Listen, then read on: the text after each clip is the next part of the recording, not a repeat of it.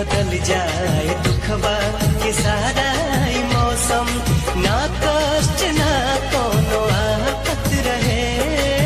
ना कष्ट ना कोनो आफत रहे। चमकत रहे चांद जैसन चेहरा, चमकत रहे चांद जैसन चेहरा, आवे एह पे चमक चारों